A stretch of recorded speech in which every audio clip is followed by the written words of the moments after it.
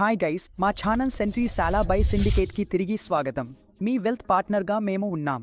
నా పేరు అనుజ్. మీరు నిస్మ్ సిరీస్ 21 పాస్వర్డ్ సర్ వీడియోలు చూస్తున్నారు. నిస్మ్ యొక్క పిఎంఎస్ డిస్ట్రిబ్యూటర్స్ ఎగ్జామ్ కోసం మేము వీడియోలు తయారు చేస్తున్నాము మరియు ఈ రోజు మేము చాప్టర్ నంబర్ 3ను చర్చించబోతున్నాము. చాప్టర్ నంబర్ 3 అనేది స్టాక్స్లో ఇన్వెస్ట్ చేయడం, అంటే స్టాక్ మార్కెట్లో ఎలా ఇన్వెస్ట్మెంట్ చేయాలి అనే విషయం. మరి ఈ రోజు ఈ చాప్టర్లో మనం ఏ టాపిక్స్ను కవర్ చేయబోతున్నామో చూద్దాం. మొదటిగా మనకు వస్తుంది స్టాక్స్లో ఇన్వెస్ట్ చేయడంలో, అంటే ఈక్విటీ ఒక ఇన్వెస్ట్మెంట్ అవకాశంగా.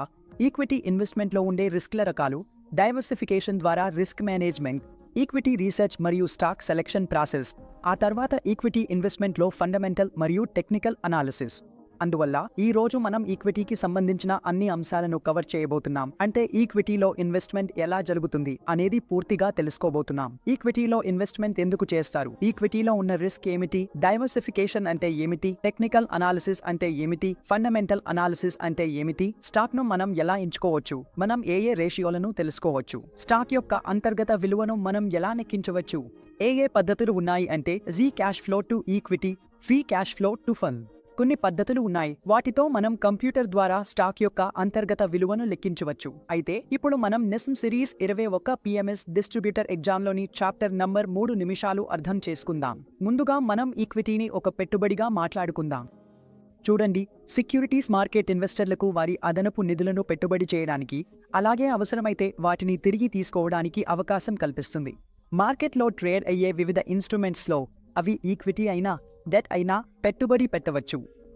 ఎవరైతే ఇన్స్ట్రుమెంట్స్ కలిగి ఉన్నారో లేదా అదనపు డబ్బు ఉన్నవారో వారు వాటిలో పెట్టుబడి పెట్టవచ్చు మరియు ఎప్పుడైనా అవసరమైతే వాటిని లిక్విడ్ చేయవచ్చు, అంటే అమ్ముకోవచ్చు.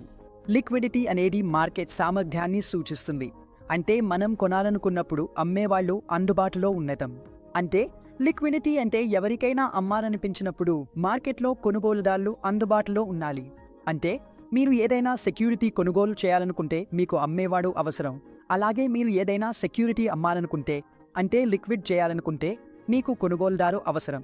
అందుకే ఈ మొత్తం సెక్యూరిటీస్ మార్కెట్ మీకు వీలుగా మారుతుంది మరియు 2 విధాలుగా మార్కెట్లో ఒక కంపెనీ డబ్బు సమీకరించవచ్చు. మొదటిది ఈక్విటీ ద్వారా, రెండవది ద్వారా. మనము ఈ 2 విషయాలను అర్థం చేసుకుందాం.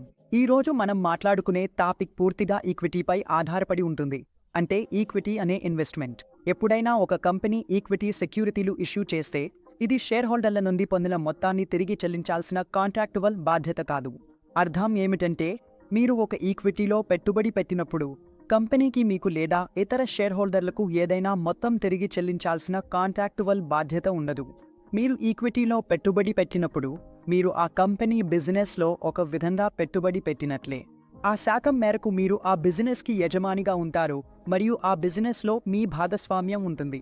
అంటే కంపెనీకి లాభాలు వచ్చినప్పుడు ఆ శాతం మేరకు మీకు వాటా వస్తుంది మరియు కంపెనీ నష్టాల్లో కూడా మీ భాగస్వామ్యం ఉంటుంది. అందుకే ఈక్విటీ ఇన్వెస్టర్లకు కంపెనీపై ఎలాంటి బాధ్యత ఉండదు. అంటే కంపెనీ మీకు ఏదైనా క్యాష్ ఫ్లో ఇవ్వాలి లేదా క్యాష్ ఫ్లోల సిరీస్ ఇవ్వాలి లేదా ఏదైనా నిర్దిష్ట చెల్లింపు చేయాలి అనే అవసరం లేదు. ఈక్విటీ ఇన్వెస్టర్లకు ఓటింగ్ హక్కులు కూడా ఉంటాయి. అలాగే మీరు ఒక కంపెనీలో చాలానే షేర్లు కలిగి ఉంటే ఆ కంపెనీ వ్యాపారంలో లేదా మేనేజ్మెంట్లో మీరు పాల్గొనడానికి అవకాశం కూడా లభిస్తుంది. ఈక్విటీ షేర్లలో ఇన్వెస్ట్ చేసే ఇన్వెస్టర్లు తమ మూలధనాన్ని పెంచుకోవాలని 2 విధాలుగా ఆశిస్తారు. మొదటిది క్యాపిటల్ అప్రిసియేషన్. వారు పెట్టిన డబ్బు కొంతవరకు పెరగాలని ఆశిస్తారు. అలాగే రెండవది డివిడెండ్ ఆదాయం. అంటే ఆ నిర్దిష్ట సెక్యూరిటీ లేదా షేర్ లేదా కంపెనీ వారికి డివిడెండ్ కూడా ఇవ్వాలని కోరుకుంటారు. మరియు ఈ 2 సందర్భాల్లోనూ కంపెనీ తరఫున ఈక్విటీ ఇన్వెస్టర్కు క్యాపిటల్ అప్రిసియేషన్ లేదా డివిడెండ్ ఆదాయం వస్తుందనే ఎలాంటి హామీ లేదు. ఇది పూర్తిగా కంపెనీపై ఆధారపడి ఉంటుంది. డివిడెండ్ చెల్లింపు అనేది కంపెనీ లాభదాయకతపై ఆధారపడి ఉంటుంది మరియు క్యాపిటల్ అప్రిసియేషన్ అనేది మార్కెట్ పరిస్థితులపై ఆధారపడి ఉంటుంది. అంటే కంపెనీ ఎలా అభివృద్ధి చెందుతోంది, కంపెనీ ఆదాయాలు ఎలా పెరుగుతున్నాయన్న దానిపై ఆధారపడి ఉంటుంది.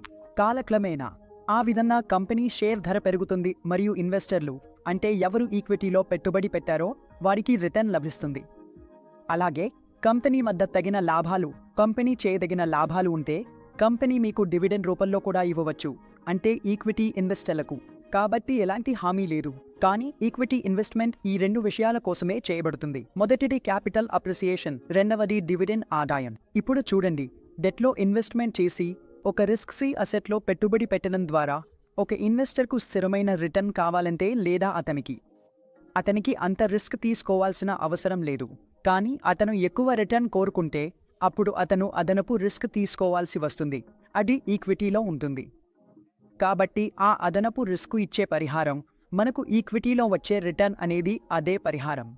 ఈక్విటీలో పెట్టుబడి పెట్టి తీసుకున్న రిస్క్ మనకు పరిహారం లభిస్తుంది. మీరు రిస్క్ ఫ్రీ అసెట్లో డబ్బు పెట్టండి. మీరు డెట్లో డబ్బు పెట్టవచ్చు. భారత ప్రభుత్వం సెక్యూరిటీలో డబ్బు పెట్టవచ్చు. అక్కడ రిస్క్ ఉండదు. అక్కడ మీరు రిస్క్ ఫ్రీ రేటును పెట్టండి. అక్కడ మీరు రిస్క్ ఫ్రీ రేటును సంపాదించవచ్చు. కానీ మీరు ఎక్కువ రిటర్న్ కోసం చూస్తుంటే తప్పకుండా మీరు ఈక్విటీ షేర్లలో పెట్టుబడి పెట్టాలి. ఇప్పుడు ఈక్విటీ ఇన్స్ట్రుమెంట్స్ ద్వారా రిస్క్ డైవర్సిఫికేషన్ గురించి మాట్లాడుకుందాం. ఈక్విటీ ఇన్స్ట్రుమెంట్స్లో మనం మన రిస్క్ను ఎలా డైవర్సిఫై చేయవచ్చు చూడండి. ఈక్విటీలో మనం డైవర్సిఫై చేస్తే డైవర్సిఫికేషన్ ద్వారా మన రిస్క్ను కొంతవరకు తగ్గించుకోవచ్చు. వైవిధీకరణను క్రాస్ సెక్షనల్ ప్రాతిపదికన మరియు సమయ శ్రేణి ప్రాతిపదికన చేయవచ్చు. అందువల్ల మీరు క్రాస్ సెక్షనల్ గాని టైం సిరీస్ ఆధారంగా గాని డైవర్సిఫికేషన్ చేయవచ్చు. డైవర్సిఫికేషన్ చేయడంలో మన ప్రధాన ఉద్దేశ్యం రిస్క్ను తగ్గించడమే. మనం ఎప్పుడూ రిస్క్ను తగ్గించడానికి డైవర్సిఫికేషన్ చేస్తాము మరియు ఒకదానికొకటి తక్కువ సంబంధం ఉన్న వ్యాపారాల్లోనే డబ్బు పెట్టుబడి పెడతాము. అంటే ఫైనాన్స్లో ఒక పాత మాట ఉంది, మీ అన్ని గుడ్లను ఒకే బుట్టలో పెట్టవద్దు అని. దీనర్థం ఏమిటంటే ఈక్విటీనో మాట్లాడితే ఒక ఈక్విటీ ఇన్వెస్టర్ తన డబ్బును ఒక్క వ్యాపారంలో మాత్రమే పెట్టకూడదు. కానీ విభిన్న రంగాలు మరియు ప్రాంతాల్లో ఒక ఇన్వెస్టర్ పెట్టుబడి పెట్టవచ్చు. తద్వారా తన రిస్క్ను తగ్గించుకోవచ్చు. అలాగే వివిధ వ్యాపారాల షేర్లను కలిగి ఉండటం ద్వారా తన రిస్క్ను డైవర్సిఫై చేయవచ్చు. అందువల్ల మీ అన్ని గుడ్లు లేదా అన్ని పెట్టుబడులను ఒకే ఒక్క సెక్యూరిటీ లేదా ఒకే ఒక్క కంపెనీలో పెట్టడం కంటే ఏ ఇన్వెస్టర్ అయినా తన పెట్టుబడులను డైవర్సిఫై చేయాలి. తన పోర్ట్ఫోలియోను డైవర్సిఫై చేయాలి మరియు అన్ని రంగాల్లో లేదా అన్ని వ్యాపారాల్లో తన డబ్బును పెట్టుబడి చేయవచ్చు. నేను ఈక్విటీ ఇన్వెస్ట్మెంట్ స్కీమ్స్ గురించి మాట్లాడుతున్నప్పుడు మీరు ఒకే ఒక్క వ్యాపారం ద్వారా కాకుండా అనేక వ్యాపారాల్లో డబ్బు పెట్టుబడి చేసి మీ పోర్ట్ఫోలియోను డైవర్సిఫై చేయవచ్చు. ఇక్కడ నేను కేవలం ఈక్విటీ ఇన్వెస్ట్మెంట్ గురించి మాత్రమే మాట్లాడుతున్నాను. మనము డైవర్సిఫికేషన్ గురించి మాట్లాడినప్పుడు డైవర్సిఫికేషన్ అనేది బిజినెస్ సైకిల్స్ మరియు కౌంటర్ సైక్లికల్ బిజినెస్ అనే కాన్సెప్ట్. దీని అర్థాన్ని మీరు ఈ పట్టిక ద్వారా అర్థం చేసుకోవచ్చు. ఇక్కడ చూపిన బిజినెస్ సైకిల్లో డార్క్ లైన్ ద్వారా చూపించారు. అందులో కొన్ని బిజినెస్లు తమ పీక్ స్థాయిలో ఉండవచ్చు, మరికొన్ని బిజినెస్లు పీక్లో లేవు. అవి పూర్తిగా డౌన్వర్డ్ దిశగా నడుస్తున్నాయి. ఇందులో బ్రోకెన్ లైన్ ద్వారా చూపించినట్లుగా కొన్ని బిజినెస్లు పైకి ఉన్నాయి, తమ పీక్లో ఉన్నాయి. ఆ కంపెనీ చాలా బాగా పనిచేస్తోంది. మరికొన్ని బిజినెస్లు మాత్రం బాగా పనిచేయడం లేదు. అవి చాలా తక్కువ స్థాయిలో నడుస్తున్నాయి. వాటిది చాలా తక్కువ స్థాయిలో ఉంది అంటే వాటి లాభాలు పెరగడం లేదు మరియు కంపెనీ చాలా కష్టకాలాన్ని ఎదుర్కొంటోంది. అంటే ఇది ఒక ప్రొడక్ట్, ఇది ఒక బిజినెస్. వాటిని కౌంటర్ సైక్లికల్ లేదా డిఫెన్సివ్ బిజినెస్లు అంటారు మరియు ఇలాంటి ప్రొడక్ట్స్ మరియు బిజినెస్లను మనం కౌంటర్ సైక్లికల్ డిఫెన్సివ్ బిజినెస్లు అని పిలుస్తాం. కొన్ని బిజినెస్లు ఉంటాయి, అవి మాంద్యం వచ్చినా కూడా బాగా పనిచేస్తాయి. వాటిని మాంద్యం నిరోధక బిజినెస్లు, రిసెషన్ ప్రూఫ్ బిజినెస్లు అంటారు. కొన్ని సెక్టార్లు మరియు కొన్ని దేశాలు మాంద్యం పూర్తిగా ముగిసేలోపే లేదా మాంద్యం జరుగుతున్నప్పుడే మాంద్యం నుండి చాలా త్వరగా బయటపడతాయి. అలాగే కొన్ని సెక్టార్లు మాంద్యంలో కూడా బాగా నడుస్తుంటాయి. మాంద్యం నుండి బయటపడటానికి వాటికి చాలా సమయం పడుతుంది. ఇప్పుడు ఈక్విటీ పెట్టుబడి రిస్క్ గురించి మాట్లాడుకుందాం. ఇప్పుడు మనం ఈక్విటీ ఇన్వెస్ట్మెంట్లో ఉన్న రిస్క్ గురించి మాట్లాడుకుందాం. మనము ఈక్విటీలో ఇన్వెస్ట్మెంట్ చేసినప్పుడు మనం ఎదుర్కొనే రిస్కులు ఏమేమిటో చూద్దాం, చెప్పుకుందాం, అర్థం చేసుకుందాం. మొదటి risk market risk. Market risk ఎలా వస్తుందో చూద్దాం. మార్కెట్ రిస్క్ అనేది ఈక్విటీ షేర్స్ ధరల్లో వచ్చే ఊగిసలాటల వల్ల ఏర్పడుతుంది. అంటే ఏదైనా కదలిక వచ్చినప్పుడు ఈక్విటీ షేర్స్ లేదా ఈక్విటీ సెక్యూరిటీల ధరలు ప్రతి సెకనుకు మారుతుంటాయి. ఈ ధరల్లో ఊగిసలాటలు రోజంతా జరుగుతూనే ఉంటాయి. డిమాండ్ మరియు సప్లై. ఎవరైనా ఒక ఇన్వెస్టర్ ఒక షేర్ను కొనాలనుకుంటే ఇంకొక ఇన్వెస్టర్ ఆ షేర్ను అమ్మాలనుకుంటాడు. ఇది ఏదైనా నిర్దిష్ట ట్రేడింగ్ సెషన్లో జరుగుతుంది. ఇన్వెస్ట్మెంట్ కొనుగోలు ఎక్కువగా ఉంటే, అమ్మేవాళ్లు తక్కువగా ఉంటే ఆ స్టాక్ ధర పెరుగుతుంది. అదే అమ్మకపు ఒత్తిడి ఎక్కువగా ఉంటే, అంటే అమ్మేవాళ్లు ఎక్కువగా, కొనేవాళ్లు తక్కువగా ఉంటే ఆ స్టాక్లో అమ్మకపు ఒత్తిడి ఎక్కువగా ఉంటుంది. అలాగే మార్కెట్లో వోలటిలిటీ ఎక్కువగా ఉన్నప్పుడు, మార్కెట్కు స్పష్టత లేకపోతే, కోవాలా అమ్మాలా అనేది అర్థం కాకపోతే ఆ ప్రత్యేక సెక్యూరిటీలో ధరలు చాలా ఎక్కువగా పైకి కిందకి ఊగిపోతుంటాయి. దీనినే మార్కెట్ రిస్క్ అంటారు. మార్కెట్లో ఉన్న రిస్క్ అంటే ధరను చాలా వేగంగా మారిపోవచ్చు. మీరు మీ సెక్యూరిటీని కొనుగోలు చేసిన వెంటనే కొన్ని సెకన్లలోనే ఆ ధర దిగిపోవచ్చు లేదా పైకి కూడా వెళ్ళొచ్చు. కానీ ఈ ధరల ఊగిసలాటను అంటే ఈ వోలాటిలిటీని ఈక్విటీ మార్కెట్లో ఒక ఇన్వెస్టర్ తట్టుకోవాల్సి ఉంటుంది. మార్కెట్ రిస్క్ను బీటా ద్వారా కొలుస్తారు మరియు మార్కెట్ బీటా ఎప్పుడూ ఒకటే ఉంటుంది. రిస్క్ను డైవర్సిఫై చేయలేరు కానీ దాన్ని హెజ్ చేయవచ్చు. మార్కెట్ రిస్క్ను మీరు డైవర్సిఫై చేయలేరు. ఇది మార్కెట్ రిస్క్ గురించి. ఉదాహరణకి వడ్డీ రేటు రిస్క్ను మీరు డైవర్సిఫై చేయలేరు. ఇది మొత్తం మార్కెట్పై ఆధారపడి ఉంటుంది. ఈ రిస్క్ నుండి ఒక వ్యాపారం, ఒక నిర్దిష్ట షేర్ లేదా ఒక నిర్దిష్ట కంపెనీ తప్పించుకోలేరు. ఇది మార్కెట్ రిస్క్ అయితే అన్ని కంపెనీలపై సమానంగా ప్రభావం చూపుతుంది. ఇప్పుడు సెక్టార్ స్పెసిఫిక్ రిస్క్ను చూడండి. కొన్ని రిస్కులు ఉంటాయి, కొన్ని సెక్టార్ స్పెసిఫిక్ రిస్కులు ఉంటాయి మరియు ఈ రకమైన రిస్కులను మనం డైవర్సిఫై చేయవచ్చు. ఈ రకమైన రిస్కులను మనం ఎలా డైవర్సిఫై చేయవచ్చు? ఈ రకమైన రిస్కులను మనం డైవర్సిఫై చేయగలిగేది ఆ సెక్టార్లలో పెట్టుబడి పెట్టకుండా ఉండటం ద్వారా. అంటే ఆ సెక్టార్లలో పెట్టుబడి పెట్టకుండా మనం ఈ రిస్కులను డైవర్సిఫై చేయవచ్చు. అంటే ఏదైనా సెక్టార్ స్పెసిఫిక్ రిస్క్ ఉంది అనుకోండి. ఉదాహరణకి ఐటీ బాగా పనిచేయడం లేదు. ఇన్ఫ్రాస్ట్రక్చర్, ఇన్ఫర్మేషన్ టెక్నాలజీ కంపెనీలు, మన ఐటీ కంపెనీలు బాగా పనిచేయడం లేదని, అలాగే ముందుకు చూస్తే వచ్చే కొన్ని క్వార్టర్స్లో వాటి ఆదాయాలు బాగా ఉండవని మీకు అనిపిస్తే మీరు ఆ సెక్టార్లో పెట్టుబడి పెట్టకూడదు. మీరు ఆ సెక్టార్లో పెట్టుబడి పెట్టకపోతే ఆటోమేటిక్గా ఆ సెక్టార్ స్పెసిఫిక్ రిస్క్ నుండి మీరు తప్పించుకోగలుగుతారు. అదంతా అయిపోయిన తర్వాత మీరు ఆర్థిక వ్యవస్థలోని ఇతర విభాగాల్లో కూడా డబ్బు పెట్టవచ్చు. కంపెనీ స్పెసిఫిక్ రిస్క్ అంటే కంపెనీకి సంబంధించిన ప్రత్యేక కారణాల వల్ల వచ్చే రిస్క్. ఇది నాన్ మార్కెట్ రిస్క్లో భాగం. అంటే నేను మీకు చెప్పినట్టు మార్కెట్ రిస్క్ అనేది మొత్తం మార్కెట్పై ఒకటిగా ప్రభావం చూపుతుంది. కానీ కంపెనీ స్పెసిఫిక్ రిస్క్ కేవలం ఆ ఒక్క కంపెనీకే పరిమితమై ఉంటుంది మరియు ఇది నాన్ మార్కెట్ రిస్క్లో భాగం. ఈ రిస్క్ను మనం డైవర్సిఫై చేయగలమన్న విషయం చాలా ముఖ్యంగా గుర్తుంచుకోవాలి. కంపెనీ స్పెసిఫిక్ రిస్క్ను మనం డైవర్సిఫై చేయవచ్చు. అది కూడా పూర్తిగా నిల్ వరకు. మనము దీన్ని 0 వరకు కూడా తగ్గించవచ్చు. కంపెనీ స్పెసిఫిక్ రిస్క్ అనేది వివిధ కారణాల వల్ల ఉత్పన్నమవుతుంది. ఇవి ఒక్క కంపెనీ పనితీరును ప్రభావితం చేస్తాయి. ఏదైనా అంశం ఆ కంపెనీ పనితీరును ప్రభావితం చేయగలదు. ఇవి కంపెనీ స్పెసిఫిక్ రిస్క్లు అని పిలుస్తారు. ఇతర సంస్థలు అంటే ఆ కంపెనీకి సమానమైన పియర్ కంపెనీలు, ఇతర సంస్థలు దీనివల్ల ప్రభావితం కావు. కాబట్టి ఒక విధంగా ఈ రిస్క్ను డైవర్సిఫై చేయవచ్చు. అంటే వివిధ కంపెనీల షేర్లలో పెట్టుబడి పెట్టడం ద్వారా తగ్గించవచ్చు. అయితే మనం ఈ రిస్క్ను ఎలా డైవర్సిఫై చేయగలము అంటే ఆ కంపెనీకి సంబంధించిన ఇతర పియర్ కంపెనీలు లేదా అదే రంగానికి చెందిన వివిధ కంపెనీల్లో డబ్బు పెట్టుబడి పెట్టడం ద్వారా ఈ రిస్క్ను డైవర్సిఫై చేయవచ్చు. లిక్విడిటీ రిస్క్ చూడండి. లిక్విడిటీ రిస్క్ను ఇంపాక్ట్ కాస్ట్ ద్వారా కొలుస్తారు. ఇంపాక్ట్ కాస్ట్ అంటే ఏమిటి? మీరు తక్కువ మార్కెట్ ఇంపాక్ట్ను చూస్తే ఆ స్టాక్ మరింత లిక్విడ్గా ఉందని అర్థం. ఒక స్టాక్ చాలా లిక్విడ్గా ఉన్నప్పుడు అంటే చాలా మంది కొనుగోలుదారులు మరియు అమ్మకందారులు అందుబాటులో ఉన్నప్పుడు, ఆ స్టాక్లో చాలా బాగా ట్రేడింగ్ జరుగుతుంటే ఆ సందర్భంలో మీ ఇంపాక్ట్ కాస్ట్ చాలా తక్కువగా ఉంటుంది. కానీ ఒక స్టాక్ చాలా తక్కువ లిక్విడ్గా, తక్కువగా ట్రేడ్ అయ్యే స్టాక్ అయితే ఒకే ఒక్క ట్రేడ్ కూడా ఆ స్టాక్ యొక్క కన్సిడర్ ప్రైస్ను లేదా ప్రైస్లను గణనీయంగా మార్చేస్తుంది. అందువల్ల అలాంటి స్టాక్స్పై చాలా ఎక్కువ ఇంపాక్ట్ కాస్ట్ వస్తుందని భావిస్తారు. ఇప్పుడు మనం ఈక్విటీ మార్కెట్ల అవలోకనం గురించి మాట్లాడుకుందాం. ఈక్విటీ మార్కెట్లు అంటే ఏమిటి? వీటిలో ఎలా ఇన్వెస్ట్ చేయవచ్చు మరియు ఇన్వెస్ట్ చేయడం వల్ల లాభాలు ఏమిటి? చూడండి, ఈక్విటీ మార్కెట్లు అనేవి ఒక కంపెనీ నెట్ ఆస్తులపై మీ యాజమాన్యాన్ని సూచిస్తాయి. మీరు ఎంత శాతం షేర్లు కొనుగోలు చేశారో ఆ శాతం మేరకు మీరు ఆ కంపెనీకి యజమానిగా భావించబడతారు.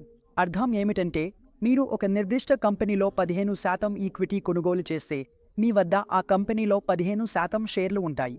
అంటే ఒక విధంగా మీరు ఆ కంపెనీని యజమానిగా భావించబడతారు లేదా మీరు ఆ కంపెనీకి మాలికుడిగా ఉంటారు అని అర్థం. కాబట్టి ఈక్విటీ ఎప్పుడూ మీ యాజమాన్యాన్ని సూచిస్తుంది. సాధారణంగా కంపెనీలు ఈక్విటీ షేర్లను ఇష్యూ చేస్తాయి. వాటిలో మీరు పాల్గొనవచ్చు. ఈక్విటీ షేర్లు కొనుగోలు చేయవచ్చు మరియు ఆ శాతంతో మీరు కంపెనీలో భాగస్వామ్యం పొందవచ్చు. ఈక్విటీ షేర్లకు అదనంగా కొన్ని కంపెనీలు ప్రిఫరెన్స్ షేర్లను కూడా ఇష్యూ చేస్తాయి. ఈక్విటీ షేర్లకు మించి ప్రిఫరెన్స్ షేర్లు ఉంటాయి. కొన్ని ప్రిఫరెన్స్ షేర్ల గురించి నేను మీకు వివరించాలి. ఈక్విటీ షేర్ల కంటే వీటికి ఎక్కువ ప్రాధాన్యత ఉంటుంది. డివిడెండ్ల చెల్లింపు మరియు లిక్విడేషన్ సందర్భంలో కంపెనీ నికర ఆస్తుల పంపిణీకి సంబంధించి కూడా. అంటే కంపెనీ లిక్విడేట్ అవుతున్నప్పుడు, లిక్విడేషన్ సందర్భంలో అంటే కంపెనీని లిక్విడేట్ చేయాల్సిన పరిస్థితి వచ్చినప్పుడు లేదా కంపెనీకి అదనపు లాభాలు ఉండి వాటిని డివిడెండ్గా చెల్లించాల్సిన అవసరం వచ్చినప్పుడు మొదటగా ప్రాధాన్యత ప్రిఫరెన్స్ షేర్ హోల్డర్లకే ఉంటుంది. ఆ ప్రిఫరెన్స్ షేర్ హోల్డర్లను ఈక్విటీ షేర్ హోల్డర్ల కంటే ముందు ప్రాధాన్యత ఇస్తారు. ప్రిఫరెన్స్ షేర్ హోల్డర్లకు సాధారణంగా ఈక్విటీ షేర్ హోల్డర్లకు ఉన్నట్లుగా ఓటింగ్ హక్కులు ఉండవు. అలాగే వీరి కొన్ని లక్షణాలు డెట్ సెక్యూరిటీలా కూడా ఉంటాయి. ఎందుకంటే ఇక్కడ ఒక ఫిక్స్డ్ డివిడెండ్ చెల్లింపు లభిస్తుంది. అలాగే ఒక విధంగా ఈక్విటీ షేర్ల మాదిరిగానే ప్రిఫరెన్స్ షేర్లు కూడా శాశ్వతంగా ఉండవచ్చు. వీటిపై లభించే డివిడెండ్లు క్యూములేటివ్గా ఉండవచ్చు, నాన్ క్యూములేటివ్గా కూడా ఉండవచ్చు. క్యూములేటివ్ అంటే మీకు డివిడెండ్ క్రమంగా కూడిపోతూ పోతుంది, అంతిమంగా మొత్తం డివిడెండ్ లభిస్తుంది. కానీ నాన్ క్యూములేటివ్లో మీరు సమయానికి డివిడెండ్లు, టైం టు టైం డివిడెండ్లు పొందుతారు. నాన్ పార్టిసిపేటింగ్ ప్రిఫరెన్స్ షేర్లలో మీకు డివిడెండ్ ఒక ఫిక్స్డ్ రేటుతో చెల్లించబడుతుంది మరియు అది కంపెనీ ఆదాయాలపై ఆధారపడదు. కంపెనీ ఆదాయాలు ఎలా ఉన్నా మీకు ఆ డివిడెండ్ ఫిక్స్డ్ రేటుతోనే ఇవ్వబడుతుంది. ఆ ప్రిఫరెన్స్ షేర్ నాన్ పార్టిసిపేటింగ్ అయితే పార్టిసిపేటింగ్ ప్రిఫరెన్స్ షేర్ హోల్డర్లకు కొన్ని నిర్దిష్ట డివిడెండ్లు పొందే హక్కు ఉంటుంది. అదనంగా కొన్ని ముందుగా నిర్ణయించిన షరతుల ఆధారంగా వారికి అదనపు డివిడెండ్ కూడా లభిస్తుంది. అంటే సాధారణంగా లభించే డివిడెండ్లు వారికి లభిస్తాయి, అలాగే నాన్ పార్టిసిపేటింగ్ ప్రిఫరెన్స్ హోల్డర్కు లభించే వాటిని కూడా వారు పొందుతారు. అదనంగా పార్టిసిపేటింగ్ ప్రిఫరెన్స్ షేర్ హోల్డర్లకు కొన్ని ముందుగా నిర్ణయించిన షరతుల ప్రకారం అదనపు డివిడెండ్ ఇవ్వబడుతుంది మరియు పార్టిసిపేటింగ్ ప్రిఫరెన్స్ షేర్స్కు లిక్విడేషన్ సమయంలో కూడా ప్రాధాన్యత ఇవ్వబడుతుంది. అంటే వారు షేర్స్ అమ్మాలనుకుంటే అమ్మకంలో కూడా వారికి ప్రాధాన్యత ఇవ్వబడుతుంది. ముందుగా పార్టిసిపేటింగ్ ప్రిఫరెన్స్ షేర్ హోల్డర్ల షేర్స్ను కంపెనీ లిక్విడేట్ చేసే అవకాశం ఇస్తుంది. ఆ తర్వాత non participating preference shares liquidate చేయబడతాయి. ప్రిఫరెన్స్ షేర్స్ కన్వర్టబుల్ కూడా కావచ్చు. మీరు ప్రిఫరెన్స్ షేర్స్ను ఈక్విటీగా మార్చుకోవచ్చు. కన్వర్టబుల్ ప్రిఫరెన్స్ షేర్స్ ఉన్న షేర్ హోల్డర్లకు మీరు కొన్ని నిర్దిష్ట సంఖ్యలో ఈక్విటీ షేర్స్ను పొందే హక్కు ఉంటుంది. ఎందుకంటే ప్రిఫరెన్స్ షేర్స్లో కొన్ని లక్షణాలు ఈక్విటీ షేర్స్లా ఉంటాయి. అదే సమయంలో వాటిలో కొన్ని డెట్ సెక్యూరిటీస్ లక్షణాలు కూడా ఉంటాయి. అందుకే వాటిని హైబ్రిడ్ లేదా బ్లెండెడ్ సెక్యూరిటీస్ అని అంటారు. ఎందుకంటే డివిడెండ్ల సిరీస్ లేదా పేమెంట్స్ సిరీస్ ఒక విధంగా ప్రిఫరెన్స్ షేర్స్లో ఉంటాయి. కాబట్టి దీనిని బ్లెండ్ అయ్యింది, హైబ్రిడ్ అని అంటారు. అందులో కొంతవరకు ఈక్విటీ లక్షణాలు కూడా ఉన్నాయి, అలాగే డెట్ లక్షణాలు కూడా ఉన్నాయి. ఇప్పుడు ఈక్విటీ రీసెర్చ్ మరియు స్టాక్ సెలెక్షన్ను అర్థం చేసుకుందాం. అయితే ఈక్విటీ రీసెర్చ్ మనం ఎలా చేయాలి? స్టాక్ సెలెక్షన్ మనం ఎలా చేయగలము? మనము నిర్ణయించుకున్నాం ఈక్విటీలో డబ్బు పెట్టాలి అని, కానీ ఈక్విటీలో ఎక్కడ ఇన్వెస్ట్ చేయాలి? మనము ఒక స్టాక్ను ఎలా ఎంచుకోవచ్చు? ఏ విషయాలను మనం గమనించాలి? ఈక్విటీకి సంబంధించిన రీసెర్చ్ వర్క్ను మనం ఎలా చేయాలి? మరి అర్థం చేసుకుందాం. చూడండి, ఈక్విటీ మార్కెట్లో ఇన్వెస్టర్లకు చాలా అవకాశాలు అందుబాటులో ఉంటాయి. అందుకే ఈక్విటీ రీసెర్చ్ మరియు స్టాక్ సెలెక్షన్ ప్రక్రియ చాలా ముఖ్యమైన పాత్ర పోషిస్తుంది. మీరు ఒక స్టాక్ను గుర్తించాల్సినప్పుడు అది మీ రిస్క్ రిటర్న్ మరియు లిక్విడిటీ అవసరాలను అర్థం చేసుకోవాలి.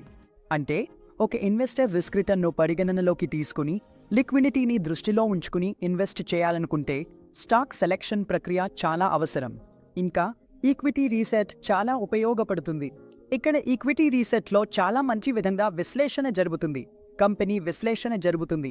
కంపెనీ పరిసరాలు, కంపెనీకి సంబంధించిన ఫైనాన్షియల్ మరియు నాన్ ఫైనాన్షియల్ సమాచారం అక్కడ పరిశీలించబడుతుంది. ఆ కంపెనీ ఏ సెక్టార్కు చెందినదో ఆ సెక్టార్ డైనమిక్స్ కూడా పరిశీలించబడతాయి. కంపెనీకి ఉన్న పోటీదారులను, ఆర్థిక పరిస్థితులను మరియు ఇతర అన్ని అంశాలను ఈక్విటీ రీసెర్చ్ ద్వారా విశ్లేషిస్తారు. చూడండి, ఈక్విటీ రీసెర్చ్ చేయడం వల్ల లాభం ఏమిటి? మనం రీసెర్చ్ ఎందుకు చేస్తున్నాం? నేను మీకు చెప్పినట్లుగా ఈక్విటీ రీసెర్చ్ వెనుక ఉన్న ఆలోచన ఏమిటంటే, ఈక్విటీ రీసెర్చ్ యొక్క ప్రధాన ఉద్దేశ్యం లేదా ఆలోచన అంటే స్టాక్ యొక్క అంతర్గత విలువను కనుగొని దాన్ని మార్కెట్ ధరతో పోల్చడం. అంటే మనం స్టాక్ ప్రైస్ యొక్క అంతర్గత విలువను తెలుసుకోవాలి, ఆ తర్వాత దాన్ని మార్కెట్ ప్రైస్తో పోల్చాలి. దాని ఆధారంగా మనం నిర్ణయించుకోవాలి, మనం ఆ ప్రత్యేక సెక్యూరిటీని కొనాలా, అమ్మాలా లేక హోల్డ్ చేయాలా. మనం కనుగొన్న అంతర్గత విలువను బట్టి మార్కెట్ ప్రైస్ ఎలా ఉంది, దాన్ని బట్టి మనం కొనాలి, అమ్మాలి లేదా హోల్డ్ చేయాలి. చాలా ఫ్రేమ్వర్క్లు ఉన్నాయి, చాలా విధానాలు ఉన్నాయి. స్టాక్ సెలెక్షన్ కోసం అందుబాటులో ఉన్నాయి. కొంతమంది అనలిస్టులు ఫండమెంటల్ అనాలిసిస్ వాడతారు, కొంతమంది టాప్ డౌన్ అప్రమేయాన్ని వాడతారు, మరికొంతమంది బాటమప్ అప్రమేయాన్ని వాడతారు. అనలిస్టులు కొంతమంది క్వాంటిటేటివ్ స్క్రీన్ను కూడా చేస్తారు. టెక్నికల్ సూచికలను కూడా స్టాక్ సెలెక్షన్ కోసం వాడతారు. కాబట్టి ఇవన్నీ ఒక అనలిస్ట్ ఉపయోగించవచ్చు. ఈ అన్ని విషయాల గురించి మనం ఇప్పుడు ముందుగా చూడబోతున్నాం. ముందుగా మనం ఫండమెంటల్ అనాలిసిస్ గురించి మాట్లాడుకుందాం. ఫండమెంటల్ అనాలిసిస్ ద్వారా మనం స్టాక్ యొక్క అంతర్గత విలువ ఇంట్రిన్సిక్ వాల్యూని ఎలా తెలుసుకోవచ్చు మరియు ఫండమెంటల్ అనాలిసిస్లో కంపెనీలో మనం ఏ విషయాలను చూడవచ్చు అనేది తెలుసుకుందాం. చెప్పుకున్నాం, ప్రాథమిక విశ్లేషణ అనేది ఒక స్టాక్ యొక్క అంతర్గత విలువను మనం చేరుకునే ప్రక్రియ. అంటే ఆ స్టాక్ యొక్క ప్రత్యేకమైన అంతర్గత విలువను ఇంట్రిన్సిక్ వాల్యూ మనం నిర్ణయిస్తాం. ఈ విలువ అనేది అనేక ఆర్థిక అంశాలపై ఆధారపడి ఉంటుంది. ఉదాహరణకు భవిష్యత్ ఆదాయాలు, ఫ్యూచర్ ఎర్నింగ్స్ మరియు క్యాష్ ఫ్లోలు. ఈ మొత్తం ఈక్విటీలో పెట్టుబడి పెట్టే ఆట. అంటే ఈక్విటీలో పెట్టుబడి పెట్టడం అన్నది మొత్తం మీ భవిష్యత్ ఆదాయాలు, కంపెనీ క్యాష్ ఫ్లో, వడ్డీ రేట్లు మరియు రిస్క్ వేరియబుల్స్ మీద ఆధారపడి ఉంటుంది. ఈ ఫ్యాక్టర్లను ఒక అనలిస్ట్ పరిశీలిస్తాడు మరియు ఈ అన్ని ఫ్యాక్టర్లను పూర్తిగా విశ్లేషించిన తర్వాత స్టాక్ యొక్క అంతర్గత విలువను నిర్ణయిస్తారు. అంటే ఒక నిర్దిష్ట స్టాక్కు సంబంధించిన అంతర్గత విలువను అక్కడికి తీసుకెళ్తారు. ఇన్వెస్టర్ ఆ నిర్దిష్ట స్టాక్ను కొనాలి. ఎప్పుడు అంటే మార్కెట్ ధర అంతర్గత విలువ కంటే తక్కువగా ఉన్నప్పుడు. అంటే మీరు లెక్కించిన ఆ నిర్దిష్ట అంతర్గత విలువ కంటే మార్కెట్ ధర తక్కువగా ఉంటే. ఉదాహరణకి ఒక ఉదాహరణ ద్వారా అర్థం చేసుకుందాం. మీరు మీ విశ్లేషణ తర్వాత ఒక కంపెనీ స్టాక్ విలువనుగా నిర్ణయించారనుకోండి, కానీ మార్కెట్లో అదికి ట్రేడ్ అవుతోంది. అంటే ఆ స్టాక్ అసలు విలువ ఒక 100 రూపాయలు ఉండాలి మీ వాల్యుయేషన్ ప్రకారం, కానీ ప్రస్తుతం అది మార్కెట్లోకి ట్రేడ్ అవుతోంది. అంటే అది వెంటనే కొనాలి, ఎలాంటి సందేహం లేకుండా మీరు దాన్ని కొనాలి. అలాగే మార్కెట్ ప్రైస్ మీ ఇంట్రిన్సిక్ వాల్యుయేషన్ కంటే ఎక్కువగా ఉంటే, అంటే మీరు విలువనుగా నిర్ణయించాలనుకోండి కానీ మార్కెట్లో అదికి ట్రేడ్ అవుతోంది, అయితే అసలు విలువ మాత్రం ఒక 100 రూపాయలు వద్ద ఉండాలి. ఈ విధంగా అది అమ్మాలి అంటే ఆ మార్కెట్ ధర వద్ద చాలా త్వరగా అమ్మకాలు రావచ్చు మరియు అది తన ఇంట్రిన్సిక్ విలువను చేరుకోవచ్చు. కాబట్టి ఎప్పుడూ ఒక స్టాక్ తన ఇంట్రిన్సిక్ విలువను చేరుకోవాలని చూస్తుంది. ఆ ప్రకారం ఆ ప్రత్యేకమైన సెక్యూరిటీని అమ్మాలి. అందువల్ల ఒక విధంగా ఫండమెంటల్ అనాలిసిస్ ద్వారా ఒక పోర్ట్ఫోలియో మేనేజర్ లేదా ఇన్వెస్టర్ ఏ విధంగా కొనాలి, అమ్మాలి అనేది తెలుసుకోవచ్చు. ఫండమెంటల్ అనాలిసిస్లో ఆర్థిక విశ్లేషణ, ఇండస్ట్రీ విశ్లేషణ మరియు కంపెనీ విశ్లేషణ ఉంటాయి. అంటే 3 విధాలుగా అనాలిసిస్ జరుగుతుంది. ఫండమెంటల్గా మొదటిగా ఆర్థిక వ్యవస్థను విశ్లేషిస్తారు, తర్వాత ఇండస్ట్రీని విశ్లేషిస్తారు, ఆ తర్వాత కంపెనీని విశ్లేషిస్తారు. కానీ మనం మొదటగా ఏ అనాలిసిస్ చేయాలో అది మనకు ఎలా తెలుసు? అది మనకు ఎలా తెలుస్తుందంటే ఫండ్ మేనేజర్ యొక్క పోర్ట్ఫోలియో బిల్డింగ్ విధానం ఆధారంగా తెలుస్తుంది. అది టాప్ డౌన్ అప్రమేయమా లేదా బాటమ్ అప్ అప్రమేయమా అనేది ప్రతి ఫండ్ మేనేజర్కు వేరుగా ఉంటుంది. వారు ఒక స్టాక్ యొక్క అంతర్గత విలువను తెలుసుకోవడానికి లేదా ఒక నిర్దిష్ట సెక్యూరిటీని ఇన్వెస్ట్మెంట్ కోసం ఎంచుకోవడానికి ఏ విధానాన్ని ఉపయోగిస్తారో దానిపై ఆధారపడి ఉంటుంది. 2 విధాలుగా ఈ విధానం ఉంటుంది అని నేను మీకు చెప్పాను. మొదటిది టాప్ డౌన్ అప్రమేయం వర్సెస్ బాటమ్ అప్ అప్రమేయం. రెండింటినీ మనం అర్థం చేసుకుందాం. అవి ఏమిటో చూడండి. మనం టాప్ డౌన్ అప్రమేయం గురించి మాట్లాడుతున్నప్పుడు ముందుగా మనం ఆర్థిక వ్యవస్థ గురించి మాట్లాడతాం. మొదట ఆర్థిక విశ్లేషణ చేస్తాం, తర్వాత పరిశ్రమపైకి వస్తాం, ఆ తర్వాత కంపెనీ విశ్లేషణ జరుగుతుంది. అదే బాటమ్ అప్ అప్రమేయంలో ఏమి జరుగుతుంది? మొదటగా ఫండ్ మేనేజర్లు ఒక కంపెనీని ఎంచుకుంటారు. ఒక స్టాక్ ధరను ఎంచుకుని ఆ కంపెనీని విశ్లేషిస్తారు, భవిష్యత్ ఆదాయాలను విశ్లేషిస్తారు, దాని అంతర్గత విలువను లెక్కిస్తారు. అప్పుడు మేము అతని తోటివారితో పోలుస్తాము. ఇండస్ట్రీని పూర్తిగా విశ్లేషిస్తారు. ఇండస్ట్రీ ఎలా సాగుతోంది, భవిష్యత్తులో ఇండస్ట్రీ ఎలా ముందుకు పోతుంది అనేది చూస్తారు. ఎలా ఆ ఇండస్ట్రీ మొత్తం ఆర్థిక వ్యవస్థలో తన వంతు సహకారం ఇవ్వగలదో చూస్తారు. ఆ తర్వాత చివరగా ఆర్థిక విశ్లేషణ చేస్తారు. ఇదే బాటమ్ అప్ అప్రమేయం. 2 విధానాలు రెండూ సరైనవే. ఒక ఫండ్ మేనేజర్ ఏ విధానాన్ని అయినా ఉపయోగించవచ్చు. ఇప్పుడు buy side research versus sell side రీసెర్చ్ను చూద్దాం. సెల్ సైడ్ అనలిస్టులు అనగా వారు నిర్దిష్ట సంస్థల కోసం పనిచేస్తారు. అంటే ఇన్వెస్ట్మెంట్ బ్యాంకింగ్ సర్వీసులు, బ్రోకింగ్ సర్వీసులు, అడ్వైజరీ సర్వీసులు తమ క్లయింట్లకు అందించే కంపెనీల కోసం. వారు తమ రీసెర్చ్ రిపోర్టులను కంపెనీలపై విడుదల చేస్తారు మరియు ఒక సెక్యూరిటీని కొనాలి, అమ్మాలి లేదా హోల్డ్ చేయాలా అనే విషయంపై సిఫార్సులు ఇస్తారు. ఈ సిఫార్సులు కూడా ఇందులో ఉంటాయి. ఎలా చేస్తారు అనాలిసిస్? అనలిస్టుల అంచనాల ప్రకారం కంపెనీ ఆదాయాలు భవిష్యత్తులో ఎలా పెరుగుతాయో చూస్తారు. ప్రైస్ టార్గెట్ లేదా యూ పెర్ఫార్మెన్స్ ఎలా పెరుగుతుందో ఆ విధంగా కంపెనీ యొక్క అంతర్గత విలువను లెక్కించి మీకు సిఫార్సులు ఇస్తారు. అందువల్ల సెల్ సైడ్ అనలిస్ట్ పని ఏమిటంటే సలహాలు ఇవ్వడం, బ్రోకింగ్ సర్వీసులు అందించడం మరియు ఇన్వెస్ట్మెంట్ బ్యాంకింగ్ సేవలు అందించడం. ఇంకా మరోవైపు బై సైడ్ ఉంది. బై సైడ్ అనలిస్టులు మనీ మేనేజర్ల కోసం పని చేస్తారు. వాళ్ళు డబ్బును ఇన్వెస్ట్ చేస్తున్నవారు, డబ్బును మేనేజ్ చేస్తున్నవారు అంటే mutual funds, hedge funds, pension funds మరియు పోర్ట్ఫోలియో మేనేజర్లు.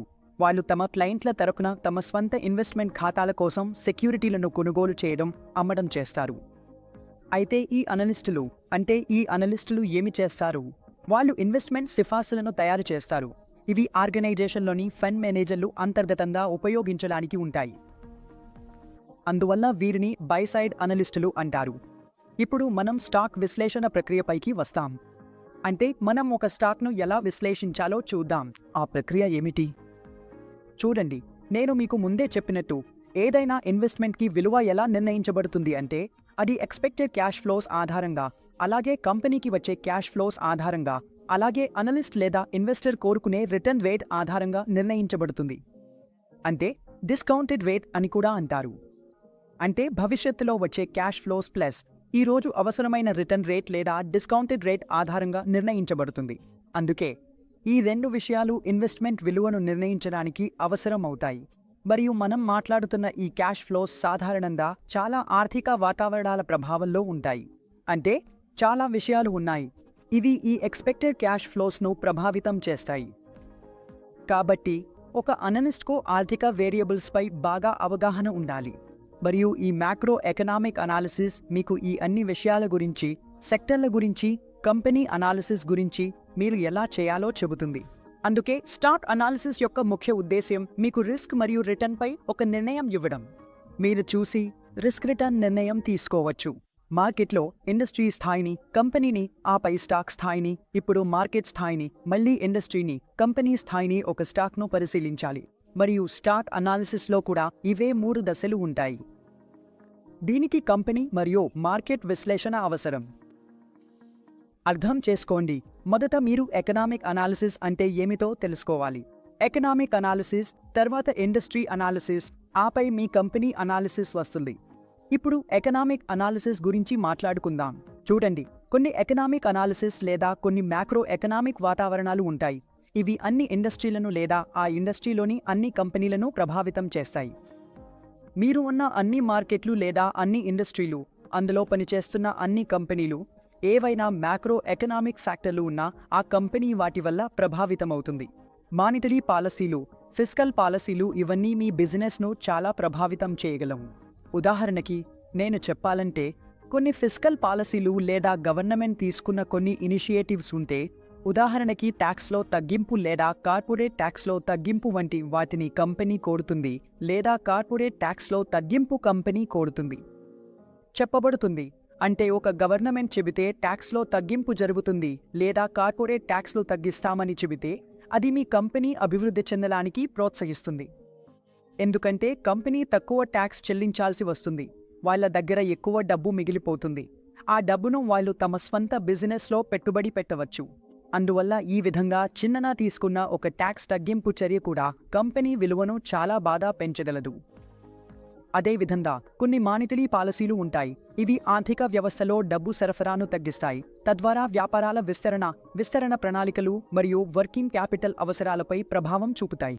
అందువల్ల మార్కెట్లో మానిటరీ పాలసీ ప్రకారం ప్రభుత్వం లేదా మీ సెంట్రల్ బ్యాంకులో వడ్డీ రేట్లు పెంచితే వ్యాపారాలు క్యాపిటల్ అవసరాలు తీర్చుకోవడంలో ఒత్తిడి ఎదుర్కొంటాయి. అధిక వడ్డీ రేట్ల కారణంగా వ్యాపారాలు అవసరమైన క్యాపిటల్ను తీసుకోలేరు లేదా తీసుకున్నా అది చాలా ఖరీదుగా వస్తుంది. ఈ కారణంగా వారు తమ విస్తరణ ప్రణాళికలను అమలు చేయలేరు మరియు ముఖ్యంగా కొంతవరకు వారి కంపెనీల విలువలు మరియు లాభాలు కూడా దీనివల్ల ప్రభావితమవుతాయి. అందువల్ల ఒక పెద్ద మాక్రో ఆర్థిక అంచనా అవసరం. మీరు ఏదైనా సెక్యూరిటీని లేదా ఏదైనా రంగాన్ని, సంస్థను, ఈక్విటీని విలువ చేయాలనుకుంటే చాలా విషయాలు ఉన్నాయి. ఈ అన్ని విషయాలను చేసి మీరు ఒక విధంగా అంచనా వేయవచ్చు మరియు మీరు మీ రంగ ఆర్థిక వ్యవస్థను, సంస్థను, ఈక్విటీని ఎలా చూడాలో, వాటిని ఎలా విలువ చేయాలో తెలుసుకోవచ్చు. అన్ని విషయాలను మీరు పరిశీలించాల్సి ఉంటుంది. చూడండి, ఒక అనలిస్ట్ చేయాల్సిన చాలా ముఖ్యమైన విషయం ఏమిటంటే, అనలిస్టు సాధారణంగా ఏమి చేస్తారంటే వారు ప్రభుత్వంచే ఇచ్చే ఆర్థిక గణాంకాలను చాలా జాగ్రత్తగా గమనిస్తారు. అది ఏ ఆర్థిక వ్యవస్థ అయినా సరే. అది అభివృద్ధి చెందిన ఆర్థిక వ్యవస్థ అయినా, అభివృద్ధి చెందుతున్న ఆర్థిక వ్యవస్థ అయినా. మీ ప్రభుత్వం ఏం చేస్తున్నదో, మీ సెంట్రల్ బ్యాంక్ వడ్డీ రేట్ల విషయంలో ఏదైనా చర్య తీసుకుంటే, వారు ఏదైనా చర్య తీసుకున్నా అనలిస్టులు వాటిని చాలా దగ్గరగా గమనిస్తారు. మీరు చెప్పే ఇండెక్స్లు సాధారణంగా ఆర్థిక సూచికలు, వాటిని ఇండెక్స్లుగా భావిస్తారు. కాబట్టి ఆర్థిక సూచికల ఇండెక్స్లు అంటే ఉదాహరణకు మీ WPI, CPI, నెలవారీ ద్రవ్యోల్బణ సూచికలు, మీ ఇండస్ట్రియల్ ప్రొడక్షన్ ఇండెక్స్లు, GDP వృద్ధి రేటు ఇవన్నీ. అందువల్ల ఒక విశ్లేషణ ఆర్థిక శాస్త్రంలో మరియు ఆర్థిక పరిస్థితులను చాలా మంచి విధంగా పరిశీలిస్తుంది. వడ్డీ రేట్లలో ఉండే ఊగిసలాటను కూడా పరిశీలించాలి. కాబట్టి చాలా విషయాలు ఉంటాయి. ఒక విశ్లేషకుడు మాక్రో ఆర్థిక అంచనాలు చేయడానికి ప్రయత్నించేటప్పుడు చూసుకోవాల్సినవి. అదంతర్వాత ఇండస్ట్రీ సెక్టార్ విశ్లేషణ వస్తుంది. ఇప్పుడు ఏమి చేస్తారు? ఇండస్ట్రీ మరియు ఒక నిర్దిష్ట సెక్టార్ను మనం విశ్లేషించడానికి ప్రయత్నిస్తాము. ఇది ఇండస్ట్రీ విశ్లేషణ. ఇది చాలా ముఖ్యమైన భాగం. నేను మీకు చెప్పిన 3 దశల్లో టాప్ డౌన్ స్టాక్ విశ్లేషణ దశల్లో. కాబట్టి మీరు టాప్ డౌన్ విశ్లేషణ చేస్తుంటే మొదట మీరు ఆర్థిక విశ్లేషణను పూర్తి చేశారు, మ్యాక్రో ఎకనామిక్ ఫ్యాక్టర్లను చూశారు. అదన్ తర్వాత మీరు ఒక ఇండస్ట్రీని ఎంచుకున్నారు మరియు ఇప్పుడు మీరు ఆ ఇండస్ట్రీ పైకి వచ్చారు. ఇప్పుడు మీరు ఇండస్ట్రీ సెక్టార్ స్పెసిఫిక్ విశ్లేషణ చేస్తున్నారు. ఇండస్ట్రీ విశ్లేషణ ఒక విధంగా మీకు సహాయపడుతుంది లాభదాయకమైన మరియు నష్టదాయకమైన అవకాశాలను గుర్తించడంలో. అంటే ఎక్కడ ఇన్వెస్టర్లకు డబ్బు రావచ్చు, ఎక్కడ లాభదాయకమైన అవకాశాలు ఎక్కువగా ఉన్నాయి, ఎక్కడ లాభాలు వచ్చే అవకాశాలు ఉన్నాయి, అలాగే ఎక్కడ నష్టదాయకమైన అవకాశాలు ఉన్నాయి అనే విషయాలను తెలుసుకోవడంలో. అంటే ఒక విధంగా చెప్పాలంటే ఇండస్ట్రీపై మాక్రో విశ్లేషణ చేసిన తర్వాత అతనికి ఏ ఇండస్ట్రీలు బిజినెస్ సైకిల్కు సంబంధించినవో అవి ఏ బిజినెస్ సైకిల్లో ఉన్నాయో తెలుసుకుని ఆ బిజినెస్ సైకిల్లో పెట్టుబడి పెట్టవచ్చు అని అర్థమవుతుంది. చూడండి, ఇండస్ట్రీల పనితీరు అనేది అవి బిజినెస్ సైకిల్లో ఏ దశలో ఉన్నాయో దానిపై ఆధారపడి ఉంటుంది.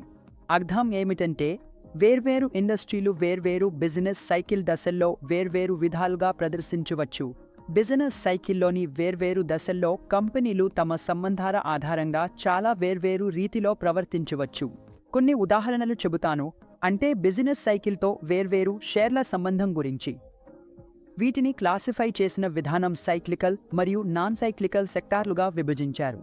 ఉదాహరణకు మీ బ్యాంకింగ్ మరియు ఫైనాన్షియల్ సెక్టార్ను తీసుకుంటే సాధారణంగా ఇది రిసెషన్ చివర్లో లేదా రిసెషన్ ముగిసే దశలో ఎక్కువగా మంచి ప్రదర్శన ఇస్తుందని కనిపించింది. రిసెషన్ ముగిసే సమయం దగ్గర పడినప్పుడు బ్యాంకింగ్ మరియు ఫైనాన్షియల్ సెక్టార్ వృద్ధి చెందుతుంది. ఎందుకంటే ప్రజలు ముందుకు వచ్చి ఎక్కువగా లోన్లు తీసుకోవడానికి, బ్యాంకింగ్ సర్వీసులు పొందడానికి ఆసక్తి చూపుతారు. బ్యాంకింగ్ మరియు NBFC సెక్టార్లో ఒక రకమైన ఉత్సాహం కనిపిస్తుంది. అలాగే రికవరీ దశలో కూడా కన్స్యూమర్ డ్యూరబుల్ సెక్టార్లో ఇదే విధమైన వృద్ధి కనిపిస్తుంది. మీరు ఉపయోగించే కన్స్యూమర్ డ్యూరబుల్స్ అంటే కార్లు, పర్సనల్ కంప్యూటర్లు, ఫ్రిడ్జ్లు వంటి వినియోగ వస్తువులు. ఇవి చాలా ఆకర్షణీయమైన పెట్టుబడులుగా మారతాయి. అందువల్ల రికవరీ దశలో ఉన్నప్పుడు ఈ వస్తువుల డిమాండ్ కూడా పెరుగుతుంది. సైక్లికల్ ఇండస్ట్రీ అంటే ఏమిటి? ఆర్థిక పునరుద్ధరణ ప్రారంభ దశల్లో ఇవి ఆకర్షణీయమైన పెట్టుబడులు అవుతాయి. చాలా ప్రారంభ దశలో ఉన్నప్పుడు ఇది గమనించబడింది. ఆర్థిక వ్యవస్థ పునరుద్ధరణ ప్రారంభమైతే మీరు సైక్లికల్ ఇండస్ట్రీలోకి వెళ్ళవచ్చు. ఈ రంగం అధిక స్థాయిలో ఆపరేటింగ్ ఖర్చులను కలిగి ఉంటుంది మరియు మనం బిజినెస్ సైకిల్ పీక్లో ఉన్నప్పుడు ద్రవ్యోల్బణం పెరుగుతుంది. డిమాండ్ సరఫరాను మించిపోతే అంటే డిమాండ్ చాలా ఎక్కువగా ఉండి సరఫరా తక్కువగా ఉంటుంది. ఈ కారణంగా ద్రవ్యోల్బణం పెరగడం ప్రారంభమవుతుంది. మీరు బిజినెస్ సైకిల్ పీక్లో ఉన్నప్పుడు ఈ ద్రవ్యోల్బణం ప్రభావం చూపుతుంది. వివిధ పరిశ్రమలపై ఇది వేర్వేరుగా ప్రభావం చూపుతుంది. కొన్ని పరిశ్రమలు ఉంటాయి, అవి ద్రవ్యోల్బణాన్ని లేదా ఉత్పత్తి ఖర్చును నేరుగా వినియోగదారులకు బదిలీ చేస్తాయి. అందుకు సంబంధించి కమోడిటీ ధరలను పెంచడం ద్వారా. అందుకే వాటి ఆదాయం ప్రభావితం కాకుండా ఉంటుంది. అలాగే లాభాలు కూడా ద్రవ్యోల్బణం వల్ల ప్రభావితం కావు, ఎందుకంటే అవి ఆ ఖర్చును బదిలీ చేశాయి. మాంద్యం సమయంలో కూడా కొన్ని కంపెనీలు బాగా ప్రదర్శిస్తాయి లేదా కొన్ని పరిశ్రమలు ఇతర కంపెనీల కంటే మెరుగ్గా ప్రదర్శిస్తాయి. డిఫెన్సివ్ ఇండస్ట్రీలు అంటే కన్జ్యూమర్ స్టేపుల్స్, ఫార్మాస్యూటికల్స్, FMCG వంటి రంగాలు. ఈ రంగాలు మాంద్యంలో కూడా మీకు ఉపయోగపడతాయి. మాంద్యంలో కూడా ఫార్మాస్యూటికల్స్, FMCG రంగాలు. ఈ రంగాలు మాంద్యంలో కూడా బాగా పనిచేస్తాయని కనిపించింది. ఈ సమయాల్లో కన్జ్యూమర్ ఖర్చు సామర్థ్యం తగ్గిపోతుందని కనిపించింది. కానీ ఇప్పటికీ ప్రజలు డబ్బును అవసరానికి ఖర్చు చేస్తారు. అది ఖచ్చితంగా ప్రాథమిక అవసరాలకు ఖర్చు చేయబడుతుంది. అందువల్ల కొన్ని కంపెనీలు మాంద్యంలో కూడా బాగానే ప్రదర్శించగలుగుతాయి. ఇది చూడండి, అనలిస్ట్ చూసుకోవాలి కంపెనీ ఏ దశలో ఉందో, కంపెనీ లైఫ్ సైకిల్లో ఏ దశలో ఉందో తెలుసుకుని దాని ప్రకారం ఆ కంపెనీని ఎంచుకోవచ్చు. ఈ గ్రాఫ్లో చూడండి, మొదటగా పరిచయం దశ, తర్వాత వృద్ధి దశ, ఆపై పరిపక్వత దశ, చివరిగా పతనం దశ ఉంటాయి. మనం అర్థం చేసుకుందాం, పరిచయం దశలో ఏమి జరుగుతుంది, వృద్ధి దశ అంటే ఏమిటి, పరిపక్వత అంటే ఏమిటి, ఆ తర్వాత మనం పతనం దశ వైపు వెళ్తాం. మొదటగా మనం పరిచయం దశ గురించి మాట్లాడదాం. చూడండి, పరిచయం దశ అనేది కంపెనీకి సంబంధించిన దశ. ఇందులో ఇండస్ట్రీ చాలా తక్కువ అమ్మకాలను అనుభవిస్తుంది. వారి అమ్మకాలు ప్రారంభమయ్యాయి, వారి ఉత్పత్తి మార్కెట్లోకి వచ్చేసింది, కొంచెంగా అమ్ముడవుతోంది కూడా, కానీ వారికి చాలా తక్కువ లాభం మాత్రమే ఉంది. లాభాలు ఇంకా రావడం మొదలవ్వలేదు. వారు మార్కెట్లో తమ స్థానం స్థాపించుకోవాల్సిన అవసరం ఉంది. అమ్మకాలు మొదలయ్యాయి, కానీ వారి మార్జిన్లు చాలా తక్కువగా ఉన్నాయి. లాభాలు కూడా చాలా తక్కువగా ఉన్నాయి, ఎందుకంటే ఈ సందర్భంలో పోటీ చాలా ఎక్కువగా ఉండొచ్చు మరియు ఆ మార్కెట్ ప్లేస్లో ఆ ప్రత్యేక ఉత్పత్తికి ఆ పరిశ్రమలో స్థానం చాలా చిన్నదిగా ఉండొచ్చు. అందుకే సాధారణంగా ఫార్మ్స్ను పరిశ్రమలో చూస్తారు. వాళ్లకు అభివృద్ధి ఖర్చు చాలా ఎక్కువగా ఉంటుంది, ఎందుకంటే వాళ్ళు తమ ఉత్పత్తిని మార్కెట్లో స్థాపించాల్సి ఉంటుంది. అందుకే ఇది ఇండస్ట్రీ లైఫ్ సైకిల్లోని పరిచయ దశ. ఇప్పుడు రెండవ దశ వస్తుంది, అది వృద్ధి దశ. ఈ దశలో ఏమవుతోంది చూద్దాం. ఈ దశలో మార్కెట్ మీ ఉత్పత్తిని పూర్తిగా అభివృద్ధి చేసింది. మీ ఉత్పత్తి మార్కెట్లో అమ్ముడవడం ప్రారంభమైంది మరియు మీ సేవలు పరిశ్రమలో గుర్తింపు పొందాయి. మీరు ఈ సేవలో ఉంటే ఒక విధంగా మీరు పరిశ్రమలో స్థిరపడిపోయారు మరియు ప్రజలు మీ వస్తువులు మరియు సేవలను కొనుగోలు చేయడానికి బాగా ఆకర్షితులవుతున్నారు. మీరు గమనిస్తే ఈ దశలో పరిశ్రమలో ఉన్న సంస్థల సంఖ్య తక్కువగా ఉంటుంది, ఎందుకంటే కంపెనీ గ్రోత్ స్టేజ్కి వచ్చినప్పుడు చాలా కంపెనీలు మిగిలిపోవు. ఎందుకంటే ఒక కంపెనీ ప్రారంభమైనప్పుడు చాలా కంపెనీలు ఇంట్రడక్షన్ దశలోనే మూసివేయబడతాయని కనిపించింది. మీ కంపెనీ గ్రోత్ స్టేజ్కి వచ్చిందంటే మీరు అర్థం చేసుకోవాలి, ఇక్కడ పోటీ కూడా చాలా తక్కువగా ఉంటుంది, ఎందుకంటే కంపెనీలు కూడా చాలా తక్కువగా ఉంటాయి మరియు మీ పోటీ కూడా తక్కువగా ఉంటుంది. మరియు ముఖ్యంగా ఈ దశలో లాభ మార్జిన్ సాధారణంగా ఎక్కువగా ఉంటాయి, ఎందుకంటే గ్రోత్ వల్ల. మీరు ఇక్కడ హై గ్రోత్ చూస్తారు, హై పిఈ చూస్తారు, హై పిఎస్ కూడా చూస్తారు. మీ అన్ని రేషియోలు కూడా ఎక్కువగా ఉంటాయి. కంపెనీ లాభాలు ఇక్కడ చాలా ఎక్కువగా ఉంటాయి. ఈ దశ తరువాత పరిపక్వత, పరిణతి చెందిన పరిశ్రమ వృద్ధి జరుగుతుంది. దీనికి తర్వాత మీకు మేచ్యూరిటీ దశ వస్తుంది. ఇప్పుడు మీ ఉత్పత్తి మార్కెట్లో చాలా బాగా అమ్ముడవుతోంది. మీ లాభ మార్జిన్లు చాలా ఎక్కువగా ఉన్నాయి. మీరు చాలా మంచి డబ్బు సంపాదించారు. ఇప్పుడు ఏమిటి? ఇప్పుడు మీరు మేచ్యూరిటీ దశలోకి వచ్చారు. అంటే ఇది ఒక విధంగా పరిశ్రమ లైఫ్ సైకిల్లోనే అత్యంత పొడవైన దశగా పరిగణించబడుతుంది. అంటే చాలా ఎక్కువ కాలం పాటు ఒక నిర్దిష్ట కంపెనీ మేచ్యూరిటీ దశలో ఉండగలదు. ఇందులో ఏమి జరుగుతుంది? ఈ దశలో సాధారణంగా ఒక కంపెనీ యొక్క వృద్ధి రేటు ఆ పరిశ్రమలో మీ ఆర్థిక వ్యవస్థ వృద్ధి రేటుతో సరిపోతుందని భావిస్తారు. అంటే ఆ నిర్దిష్ట కంపెనీ వృద్ధి రేటు మీ ఆర్థిక వ్యవస్థ వృద్ధి రేటు ఎంత ఉందో అదే రీతిలో ఉంటుంది. ఈ దశలో పోటీ ఎక్కువగా ఉన్నట్లు కనిపిస్తుంది మరియు మెచ్యూరిటీ దశలో చాలా కంపెనీలు ఉండవచ్చు, కాబట్టి ఇది మీ లాభాల మార్జిన్లను సాధారణ స్థాయికి తగ్గిస్తుంది. ఈ కారణంగా మీరు మీ లాభ మార్జిన్లను సాధారణ స్థాయికి తీసుకురావాల్సి వస్తుంది. మీరు ఇక్కడ ఎక్కువ లాభాలు సంపాదించడానికి ప్రయత్నించలేరు. ఒక మెచ్యూరిటీ దశలో మీరు కేవలం ఆ వృద్ధిని కొనసాగించడమే చేయాలి. ఆ వృద్ధిని కొనసాగించడానికి మీ లాభ మార్జిన్లు కొంత తగ్గిపోవచ్చు. ఇప్పుడు డిక్లైన్ గురించి మాట్లాడుకుందాం. వృద్ధి తగ్గిపోవడం మరియు డిక్లైన్. చూడండి, అది కంపెనీ అయినా లేదా ఆ దశ అయినా, అక్కడ మీ ఉత్పత్తుల డిమాండ్ తగ్గిపోతుంది. దాంతో మీ అమ్మకాలు కూడా తగ్గిపోతాయి. మీ ఉత్పత్తికి ఉన్న డిమాండ్ తగ్గిపోతుంది. అలాగే మీ లాభాలు, మార్జిన్లు కూడా ఒత్తిడిలోకి వస్తాయి, లేదా చాలా కంపెనీలు కూడా ఇక్కడ నెగటివ్ లాభాలు కూడా చూస్తారు. అంటే ఒక విధంగా ఇక్కడ మీ నెగటివ్ దశ లేదా తగ్గుదల దశ ప్రారంభమవుతుంది. అందుకే ఈ 4 మార్కెట్ సైకిల్స్ను మీరు ఇండస్ట్రీ లైఫ్ సైకిల్ అని కూడా పిలవచ్చు. పరిచయం, వృద్ధి, పరిపక్వత, ఆ తర్వాత తగ్గుదల దశ. ఇప్పుడు మనం కంపెనీ విశ్లేషణ గురించి మాట్లాడుకుందాం. మనం ఇప్పటికే మాక్రో ఎకనామిక్ విశ్లేషణ చూశాం. మనం ఇండస్ట్రీ విశ్లేషణ కూడా చూశాం. ఇప్పుడు కంపెనీ విశ్లేషణకు వస్తాం. కంపెనీ విశ్లేషణ అనేది మన టాప్ డౌన్ విధానంలో చివరి దశ. స్టాక్స్ను విశ్లేషించడంలో ఇది చివరి దశగా మారుతుంది. విలువైన స్టాక్స్ను గుర్తించడానికి మనకు కంపెనీ విశ్లేషణ అవసరం. కంపెనీ విలువను తెలుసుకోవడానికి, అలాగే నిర్దిష్ట షేర్ ధరను తెలుసుకోవడానికి ఇది అవసరం. దానికి అనుగుణంగా చాలా భాగాలు ఉండవచ్చు. ఉదాహరణకు, మనం కంపెనీ యొక్క ఫైనాన్షియల్ స్టేట్మెంట్స్ను చూడవచ్చు. అవి విశ్లేషణకు ఒక ప్రారంభ బిందువుగా ఉండవచ్చు. ప్రాఫిట్ అండ్ లాస్ అకౌంట్ విశ్లేషణ చేయవచ్చు. Balance sheet, cash flow statement, అలాగే కంపెనీకి సంబంధించిన అన్ని ఖాతాలను మనం చూడవచ్చు. కంపెనీ ఫైనాన్షియల్ స్టేట్మెంట్స్లో ఇచ్చే ఫైనాన్షియల్ పనితీరు సంఖ్యలను కూడా మనం పరిశీలించవచ్చు. కంపెనీ రేషియోలను కూడా పరిశీలించాలి. అవి కంపెనీ ఇండస్ట్రీ ట్రెండ్స్, చారిత్రక సగటు వంటి వాటితో ఎలా పోలుస్తున్నాయో చూడాలి. ఇవన్నీ చూసి మీరు ఆ కంపెనీని విశ్లేషించవచ్చు, అలాగే దాని స్టాక్ ధరను అంచనా వేయవచ్చు. ఇది ఏ కంపెనీ స్టాక్ను విశ్లేషించడంలో చాలా ముఖ్యమైన భాగం. కంపెనీని విశ్లేషించడానికి కంపెనీ విశ్లేషణలో ఇంకో భాగం ఉంది. కంపెనీ విశ్లేషణ మనకు ఇది కూడా చెబుతుంది. మీరు కంపెనీ యొక్క పోటీ వ్యూహాలను కూడా ఎలా విశ్లేషించాలో తెలుసుకోవాలి. ఒక కంపెనీ డిఫెన్సివ్ స్ట్రాటజీని అనుసరించవచ్చు. చూడండి, కంపెనీలు రెండు రకాల వ్యూహాలను అమలు చేయవచ్చు. ఒకటి డిఫెన్సివ్ స్ట్రాటజీ, మరొకటి అగ్రెసివ్ స్ట్రాటజీ. డిఫెన్సివ్ స్ట్రాటజీలో కంపెనీ తనను తాను ఇలా స్థిరపరచుకుంటుంది. వారి పోటీదారుల శక్తులు తమ కంటే తక్కువగా ఉండేలా చూసుకుంటారు.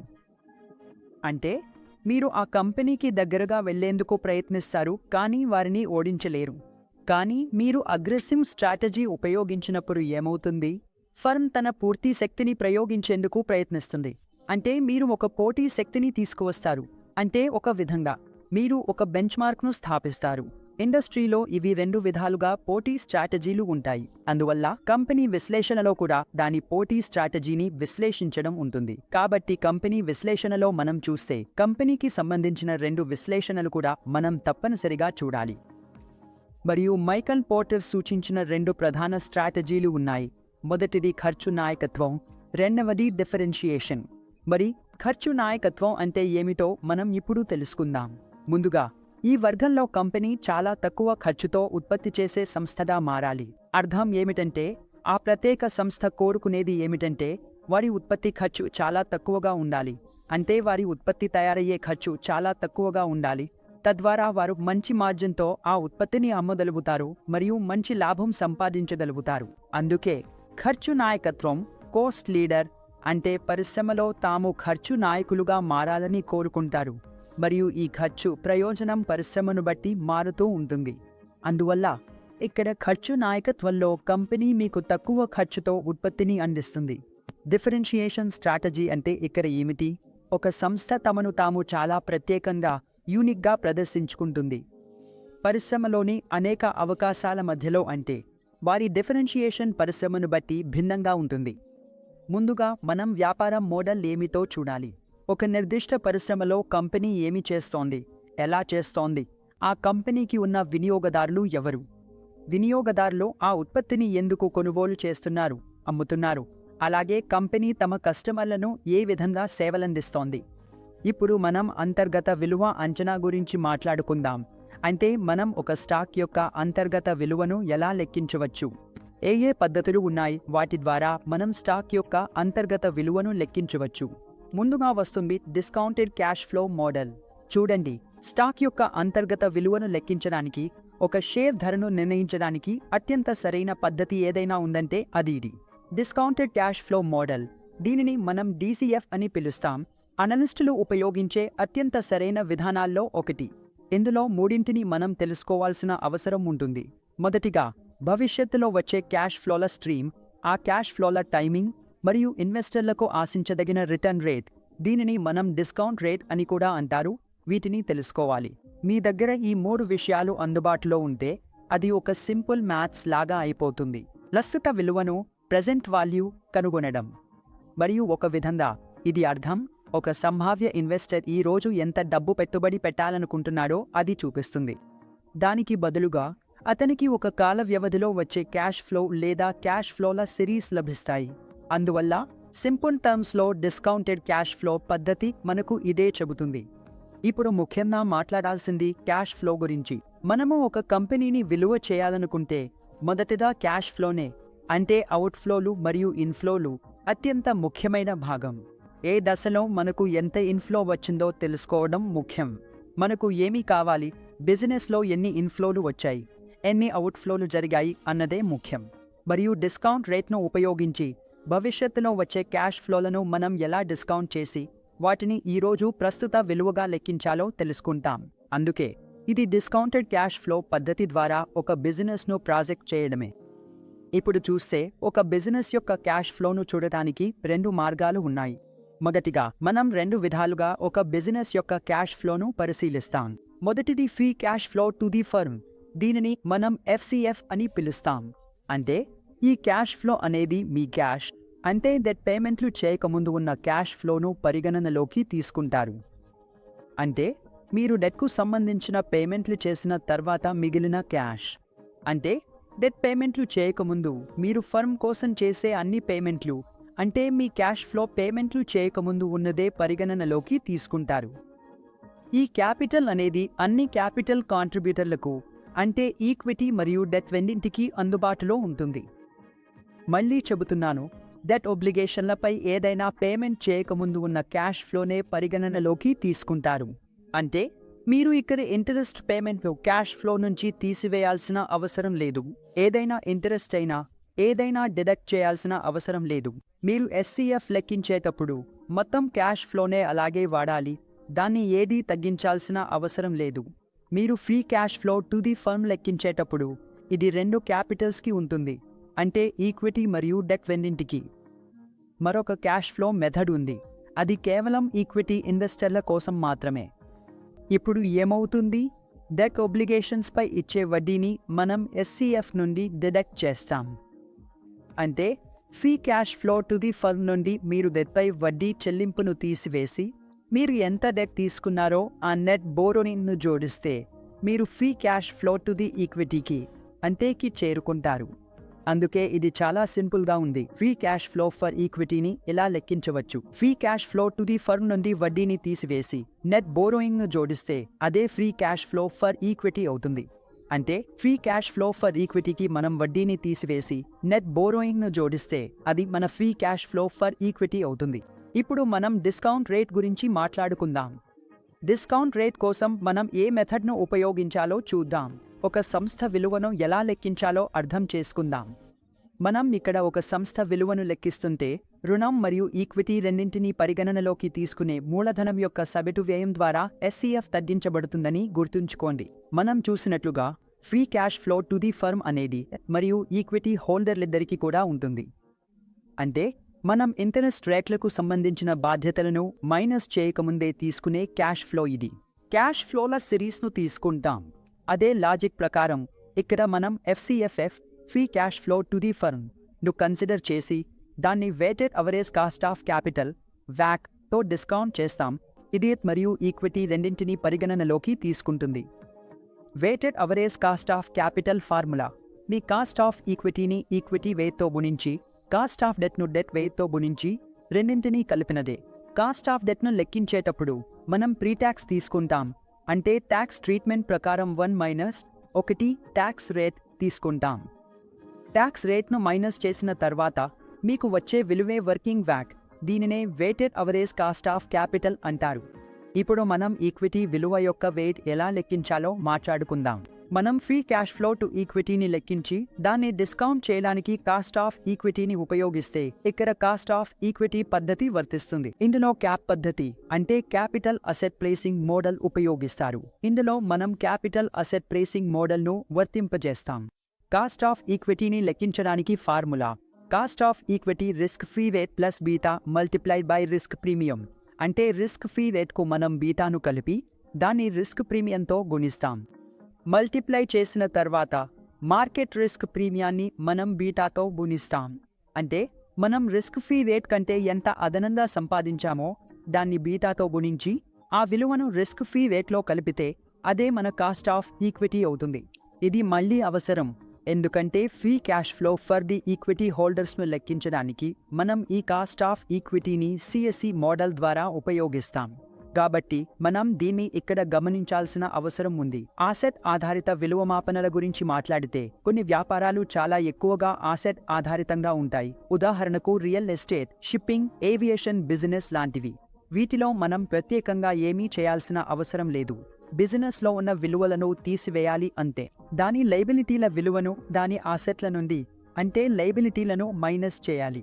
ఇందులో మనం అన్ని ఆసెట్లను తీసేస్తే మిగిలినదే మన విలువ మాపన అవుతుంది. దీనిని మనం ఆసెట్ ఆధారిత విలువ మాపన అంటాం. ఇప్పుడు మనం PE రేషియో గురించి మాట్లాడుకుందాం. చూడండి అనలిస్ట్. స్టాక్ మార్కెట్లో అనేక మంది ఎక్కువగా ఉపయోగించే సాధారణ ప్రమాణం ప్రైస్ టు ఎర్నింగ్స్ రేషియో. దీనిని మనం PE రేషియో అని కూడా అంటాం. PE రేషియోను లెక్కించడానికి మనం స్టాక్ ధరను EPSతో భాగించాలి. అంటే స్టాక్ ధరను EPSతో డివైడ్ చేయాలి.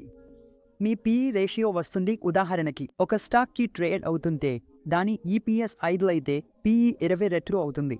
అంతేకాదు చరిత్రలో చూస్తే మీ PE అనేది ప్రస్తుత ధరను గత 4 త్రైమాసికాల EPS మొత్తంతో భాగించడమే.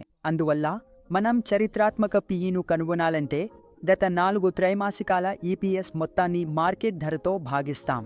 కానీ మీరు లీడింగ్ PE కనుగొనాలంటే ప్రస్తుత స్టాక్ ధరను వచ్చే 4 త్రైమాసికాల EPS అంచనాల మొత్తంతో భాగించాలి. అందువల్ల ఫార్వర్డ్ PEను కనుగొనాలంటే మీరు వచ్చే 4 త్రైమాసికాల అంచనాలను కూడా తీసుకోవాలి. మార్కెట్ ధరను వచ్చే 4 త్రైమాసికాల EPS అంచనాలతో భాగిస్తే అదే మీ ఫార్వర్డ్ EPS అవుతుంది. ఇక్కడ చూడండి, ఇది సులభం. స్టాక్ EPS చెబుతుందని మీరు నమ్ముతారు. స్టాక్ అంటే ఏమిటి? EPS లేదా స్టాక్ PE. స్టాక్ PE మనకు ఏమి చెబుతుంది? స్టాక్ PE చెబుతుంది ఒక ఇన్వెస్టర్ ₹1 ఆదాయానికి ఎంత ఇవ్వడానికి సిద్ధంగా ఉన్నాడు అంటే ₹1 సంపాదించడానికి ఎంత డబ్బు పెట్టాలి అనేది. అంటే ఒకవేళ PE ₹10 ఉంటే దాని అర్థం ఏమిటంటే ఒక ఇన్వెస్టర్ ₹1 సంపాదించడానికి అందులో ₹10 పెట్టాలి. అంటే ఇన్వెస్టర్ ప్రతి ₹1 ఆదాయానికి కంపెనీ సంపాదించే ప్రతి రూపాయికి ₹10 ఇవ్వడానికి సిద్ధంగా ఉన్నాడు. దీనినే ప్రైస్ టు ఎర్నింగ్స్ రేషియో అంటారు. ఇవి అన్ని ఫండమెంటల్ అనాలిసిస్లో వచ్చే విషయాలు. ఇవి చేసి మనం స్టాక్ యొక్క అంతర్గత విలువ ఇంట్రిన్సిక్ వాల్యూను తెలుసుకోగలుగుతాం. ఇప్పుడు టెక్నికల్ అనాలిసిస్ గురించి మాట్లాడుకుందాం. చూడండి, టెక్నికల్ అనాలిసిస్ కూడా షార్ట్ టర్మ్ కోసం చాలా ముఖ్యమైనది. టెక్నికల్ అనాలిసిస్లో కొన్ని ప్యాటర్న్లు ఉంటాయి. ఇవి మీ టెక్నికల్ అనాలిస్టులు చూస్తారు. వాళ్ళు భవిష్యత్ ధరలను అంచనా వేస్తారు. ఎందుకంటే గతంలో ధరలు ఎలా కదిలాయో, ప్రస్తుతం ధరలు ఎలా కదులుతున్నాయో, ధరలు ఏ విధంగా మారుతున్నాయో, వాల్యూమ్ ఎలా ఉందో ఇవన్నీ పరిశీలిస్తారు. అవి చార్ట్స్లో కనిపిస్తాయి.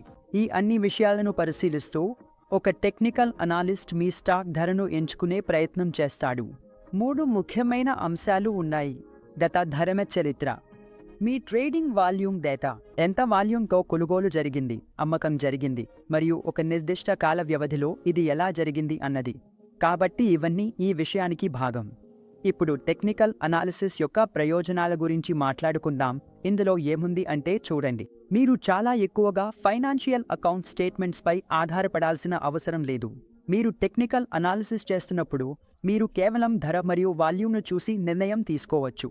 అవును, ఒక స్టాక్లో చాలా మంచి స్థాయిలో కొనుగోలు వచ్చింది మరియు ఆ కొనుగోలు చాలా ఎక్కువ వాల్యూమ్తో జరిగింది అంటే మీరు కేవలం చార్ట్ను చూసి కూడా చెప్పగలరు, అవును, ముందుకు చూస్తే దీని ధర ఇంకా పెరగొచ్చు.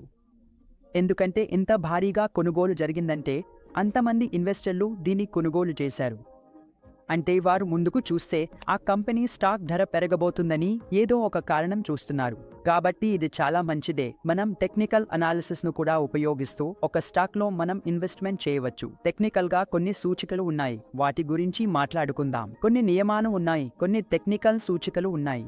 మొదటగా ట్రెండ్ లైన్ అనాలిసిస్, తర్వాత మూవింగ్ అవరేజ్ మరియు బోలింజర్ బ్యాండ్ అనాలిసిస్ వస్తాయి. చూడండి, ట్రెండ్ లైన్ అనాలిసిస్ లో ముందుగా ట్రెండ్ లైన్ ను చూసి పూర్తిగా బై పాయింట్ లో ఉన్నారా తెలుసుకోవచ్చు. సెల్ పాయింట్ లో ఉన్నారా, ఎక్కడ ఎంట్రీ చేయాలి, ఎక్కడ ఎగ్జిట్ అవ్వాలి తెలుసుకోవచ్చు. ఈ ట్రెండ్ లైన్ ద్వారా మార్కెట్ లో ఏ ట్రెండ్ నడుస్తోంది అనేది తెలుస్తుంది. ఈ చార్ట్ ను అర్థం చేసుకోండి. ముందుగా డిక్లైన్ ఛానల్లో ఉంది, తర్వాత బై పాయింట్ వచ్చింది, ఆ తర్వాతగా ట్రెండ్ పైకి సాగింది, పైకి వెళ్ళింది, మళ్లీ క్రిందికి వచ్చింది, మళ్లీ పైకి వెళ్ళింది, మళ్లీ క్రిందికి వచ్చింది అంటే కొనుగోలు ఎక్కువగా, అమ్మకం తక్కువగా ఉంది. దీనిని బై ట్రెండ్ అంటారు. మార్కెట్ ఎక్కువగా పెరుగుతుంది, తక్కువగా పడిపోతుంది అంటే 10% పెరిగింది, 2% పడిపోయింది, మళ్లీ 10% పెరిగింది, 2% పడిపోయింది. ఈ ట్రెండ్ కొనసాగుతున్నంత వరకు దీనిని అప్ ట్రెండ్ అంటారు. ఆ తర్వాత చూడండి, పీక్ కి చేరుకున్న తర్వాత ఫ్లాట్ ట్రెండ్ వచ్చింది, అంటే గతంలో కూడా బ్రేక్ చేయడం లేదు. మార్కెట్ తన హైయెస్ట్ ను కూడా బ్రేక్ చేయడం లేదు, చాలా రేంజ్ బౌండ్ ట్రెండ్ లో ఉంది. దీనిని ఫ్లాట్ ట్రెండ్ అంటారు. మరి మార్కెట్ గతలోని బ్రేక్ చేసి క్రిందికి వెళ్తుంటే చూడండి, లో అంటే లోయర్ లోలు చేస్తూ పోతుంది. దిగువ టేక్ తేదీని దాజో అని పిలుస్తాము, డిక్లైనింగ్ ట్రెండ్ అంటారు. అక్కడ మీ ట్రెండ్ డిక్లైన్ అయ్యింది. ఆ తర్వాత గతంలో ఉన్న పెద్దలో దగ్గరికి వస్తే అది మళ్ళీ ఎంట్రీ పాయింట్ అవుతుంది. అందుకే ఫండమెంటల్, టెక్నికల్ అనాలిసిస్ వంటి విశ్లేషణలు ఇవి చూసి స్టాక్ ధరను ఎంచుకునే ప్రయత్నం చేస్తాయి. మూవింగ్ అవరేజ్ అనాలిసిస్ కూడా వస్తుంది. దీనికి తర్వాత చాలా ప్రాచుర్యం ఉన్న టెక్నికల్ అనాలిసిస్ సూచిక ఉంది. ఇందులో మనం 5 రోజులు, 10 రోజులు, 30, 50, 100 మరియు 200 రోజుల మూవింగ్ అవరేజ్లను లెక్కించుకుంటాం. ఎప్పుడైనా సగటు ధర ఈ లెక్కించిన రోజుల సగటు దగ్గరికి వస్తే ధర మార్పు వేగంగా జరుగుతుందని గమనించబడింది. మీ 50 రోజుల సగటు 100 రోజుల సగటు దగ్గరికి వచ్చిందని, ధర దిగువకు వచ్చిందని అయితే మీరు ఆధారపడవచ్చు. అక్కడ మీరు కొంత బాయింగ్ ప్రారంభించవచ్చని భావిస్తారు. బోలింజర్ బ్యాండ్ విశ్లేషణ అంటే ఏమిటి? ఇది కేవలం ఒక సాధారణ పంపిణీ మాత్రమే. మనం దాన్ని ఎలా లెక్కించాలో చూడాలి. మార్కెట్ ధర మరియు మూవింగ్ అవరేజ్ మధ్య ఉన్న వ్యత్యాసాన్ని మనం ఎలా లెక్కించాలో ఇది సూచిస్తుంది. అంటే మూవింగ్ అవరేజ్ ఎంత ఉందో, ప్రస్తుత మార్కెట్ ధర ఎంత ఉందో, వాటి మధ్య ఎంత తేడా ఉందో తెలుసుకోవడం. ఉదాహరణకి, ధర లేదా గోల్డ్ ధర స్టాండర్డ్ డివియేషన్ కంటే మూవింగ్ అవరేజ్ పైకి వెళ్తే ఆ స్టాక్ను ఓవర్ బాట్ స్టాక్గా పరిగణించవచ్చు, అంటే అది ఓవర్ వెయిట్ అయింది అని అంటారు. అలాగే ధర స్టాండర్డ్ డివియేషన్ కంటే క్రిందికి, అంటే మూవింగ్ అవరేజ్ కంటే 2 స్టాండర్డ్ డివియేషన్ల క్రిందికి వెళ్తే ఆ ధర మూవింగ్ అవరేజ్ కంటే తక్కువగా ఉంది అని అర్థం. అప్పుడు ఆ స్టాక్ను ఓవర్ సోల్డ్గా పరిగణించవచ్చు. ఇవి 3 విషయాలు టెక్నికల్ అనాలిసిస్లో ఉపయోగపడతాయి. కార్పొరేట్ గవర్నెన్స్ను అర్థం చేసుకోవడంలో, కార్పొరేట్ గవర్నెన్స్ అంటే మీ కంపెనీను ఎలా నిర్వహించబడుతున్నాయో తెలుసుకోవడం. ఇది పూర్తిగా ప్రభుత్వంపై ఆధారపడి ఉంటుంది, ఎందుకంటే ప్రభుత్వ అంశాలు ఎలా ఉన్నాయన్న దానిపై ఆధారపడి ఉంటుంది. నియమాలు మరియు నిబంధనలు ఉంటాయి, ఒప్పందాలు కూడా ఉంటాయి. ఇన్స్టిట్యూషన్లు అంటే ఏమిటి? స్టాక్ ఎక్స్చేంజ్, అలాగే స్టాండర్డ్స్ జాబితా. ఆడిట్ ప్రక్రియ కూడా దేశానికి, కాలానికి, కంపెనీకి, పరిమాణానికి, యజమాన్యానికి ఆధారపడి ఉంటుంది. మీ ప్రభుత్వ విధానం ప్రకారం మీరు అనుసరిస్తున్న ఆచరణలు ఎలా అమలు అవుతున్నాయో కూడా ముఖ్యం. కార్పొరేట్ ఆచరణలు ఎలా ఉన్నాయో, అవి ఎలా అనుసరించబడుతున్నాయో కూడా చూడాలి. ఏ పన్నులు ఉన్నాయో కూడా ప్రభుత్వం మీద, దేశం మీద ఆధారపడి ఉంటుంది. కాబట్టి మీరు ఎక్కడైనా పెట్టుబడి పెట్టే ముందు కార్పొరేట్ గవర్నెన్స్ను బాగా అర్థం చేసుకోవాలి. మరి ఇప్పుడు మన ప్రశ్నల దగ్గరికి వస్తాం. కొన్ని నమూనా ప్రశ్నలు చూద్దాం. మొదటిది, డాష్ ఇండస్ట్రీలు సాధారణ ఆర్థిక కార్యకలాపాలను చాలా దగ్గరగా అనుసరిస్తాయి. ఇతర పరిశ్రమలతో పోలిస్తే సైక్లికల్, కన్స్యూమర్ స్టేపుల్స్, డిఫెన్స్ మరియు ఫైనాన్షియల్స్. మనం చూసినట్లయితే సైక్లికల్ ఇండస్ట్రీలు సాధారణ ఆర్థిక పరిస్థితులను చాలా దగ్గరగా అనుసరిస్తాయి. ఇతర పరిశ్రమలతో పోలిస్తే ఇప్పుడు సాధారణ ఊహనుపై స్టాక్ డివిడెండ్ స్థిరమైన వృద్ధి రేటుతో ఉంటే దాని అంతర్గత విలువ ఎంత అవుతుంది? D1, D3కే 9 మరియు G ఉన్నాయి. అందులో మనం నేరుగా ఫార్ములాను ఉపయోగిస్తే D1ను K-Gతో భాగించాలి, అంటే 3 భాగించాలి 9 - 3తో, అంటే 3 వస్తుంది.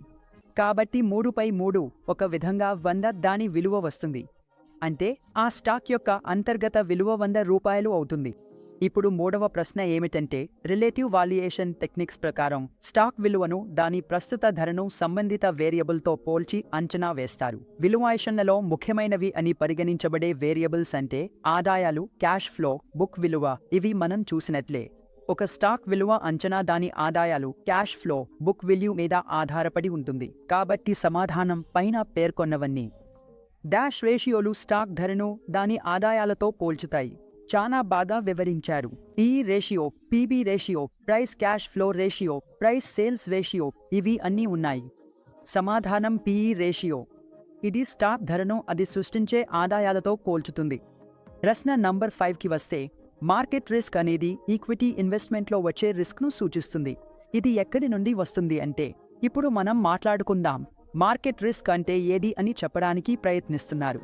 మరి అర్థం చేసుకుందాం. మార్కెట్లోని వివిధ ప్లేయర్ల వల్ల ఏర్పడే ధరల మార్పులు, ఇవే ప్రైస్ డైనమిక్స్. మార్కెట్లో వివిధ ప్లేయర్లు బుక్ వాల్యూ మరియు మార్కెట్ వాల్యూ మధ్య గ్యాప్ను నిర్ణయిస్తారు. ఈ ధరల మార్పులు అనేవి అండర్లయింగ్ బిజినెస్ లాభదాయకత వల్ల, అలాగే ప్రభుత్వ జోక్యంతో స్టాక్ మార్కెట్లో ఏర్పడతాయి. అందువల్ల మార్కెట్లో ఉన్న రిస్క్ పూర్తిగా ధరపై ఆధారపడి ఉంటుంది. నేను ముందే చెప్పినట్టు ధరలో ఊగిసలాట గురించి. కాబట్టి సమాధానం ఏమిటంటే మార్కెట్ ధరల మార్పులు వివిధ ప్లేయర్ల వల్ల ఏర్పడతాయి. అందుకే ఫ్రెండ్స్, ఇవన్నీ PMS డిస్ట్రిబ్యూషన్ ఎగ్జామ్ 3వ అధ్యాయంలో నుంచి తీసుకున్నవి. మీకు ఈ వీడియో నచ్చిందని ఆశిస్తున్నాను. మీరు ఈ వీడియో ఇష్టపడట్లయితే దయచేసి కామెంట్ ద్వారా మాకు తెలియజేయండి. వీడియోను లైక్ చేయండి, ఛానల్ను సబ్స్క్రైబ్ చేయండి. మీకు ఏమైనా సూచనలు లేదా ఫీడ్బ్యాక్ ఉంటే దయచేసి కామెంట్ ద్వారా మాకు తెలియజేయండి. అలాగే ఫైనాన్స్కు సంబంధించిన ఏదైనా టాపిక్పై మీరు వీడియో కావాలనుకుంటే కూడా కామెంట్లో చెప్పవచ్చు. మేము ఆ వీడియోను తయారు చేయడానికి ప్రయత్నిస్తాము. అలాగే మ్యూచువల్ ఫండ్కు సంబంధించిన సిరీస్ 5 వీడియోలు చూడాలంటే మా ప్లేలిస్ట్లోకి వెళ్ళి చూడవచ్చు. అలాగే సంబంధించిన మిగతా చాప్టర్ల వీడియోలు చూడాలంటే PMS ప్లేలిస్ట్లోకి వెళ్ళవచ్చు. కాబట్టి వీడియోలో చాలా ధన్యవాదాలు చెప్పబడింది. ధన్యవాదాలు.